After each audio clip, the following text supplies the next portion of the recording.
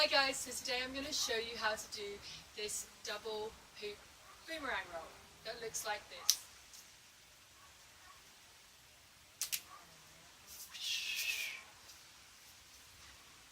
So you've learned the boomerang roll from the previous tutorial.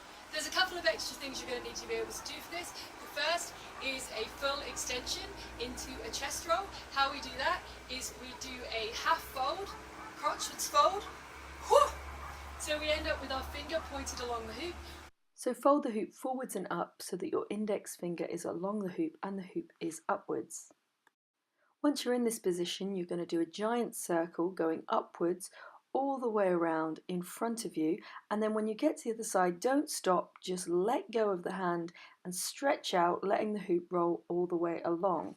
So a few things to look out for. When you've done the extension and you get all the way around, make sure you don't stop, and when you let go, your hand is above your shoulder line and really stretch out underneath that hoop. For the roll itself, make sure your receiving hand, the thumb, is pulled right back and you watch the hoop as it goes along. The next thing we're going to have to be able to do is a roll in one hoop when two hoops are in the hand. So the way I do this is I actually do it without my finger inside the hoop, so I just extend my thumb out to do the roll, but you may want to try the easier method, which is you just put your index finger between the two hoops and then you roll the one that is between your index finger and your thumb. So with this method, the hoops are next to each other. In this case, we're going to roll the yellow hoop. So as the hand comes up, you release the thumb, keeping the purple hoop gripped within the fingers. And the key is really to bring that hand higher than the shoulder to create a ramp. So you're not doing a throw, you're doing a roll. With this second method, you're going to put your index finger between the two hoops, which allows you to hold on to the purple hoop easier, so you can just release that yellow hoop. Then you need to move your index finger back around the purple hoop. And then the other thing you're going to need to be able to do is a 2-beat weave, and you can learn the 2-beat weave from my 3-beat weave tutorial, also available on my YouTube channel. So to do the whole move, we just roll the hoop that is between our index finger and our thumb, catching with the finger in the middle as before. We then rotate this down. At this point we need to open up the palm completely so you have this complete flat surface. Then you're going to push the hoop as before onto your body, catch in your hand.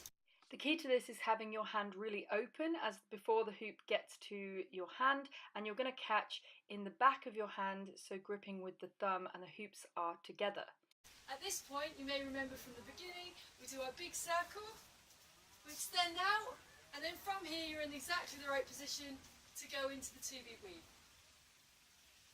Although this is exactly the same movement as we did at the beginning, it will be more difficult keeping the hoops together with two hoops. You started in your right hand, so you will end left hand on top, 2-beat weave. As always, we need to learn things on both hands, so this next section of the tutorial is going to concentrate on the left hand start, where you start in the left hand and you end with a right over left 2-beat. So this time we need to do that extension and roll from the left hand. So we fold the hoop upwards so the index finger is along the hoop. Then we extend in a big circle upwards around the front and then really stretch out underneath the hoop to do the roll. Remember to do the release from a moving hoop, not a static hoop, and pull that thumb back on the receiving hand to help the line. So the next thing we need to work on is rolling one hoop from the two hoops in one hand position. Option 1 is both hoops together and then just releasing the thumb to roll the hoop nearest to the thumb. The higher you lift your hand, the better the ramp.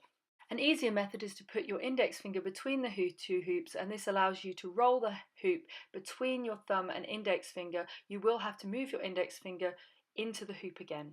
Exactly the same as the one hoop roll, the most common problem with this is going to be that you put your fingers in to do the catch first, rather than putting your thumb in to do the catch and ending with your fingers pointed upwards. The fingers up catch allows you to bring your hand straight down, ending in the folded roll position with no grip changes. Next step is the folded roll. Be sure that you open up your palm on the receiving hand so that it can receive the hoop at the back of the hand. The hoops end next to each other and not on top of each other. Finally, you do this big extension to roll and end in the right hand on top, 2-beat weave. And that's the whole combo, both sides. So I hope you enjoy it and let me know how it goes. Any questions, you can find me at Hooping Mad on YouTube or Instagram.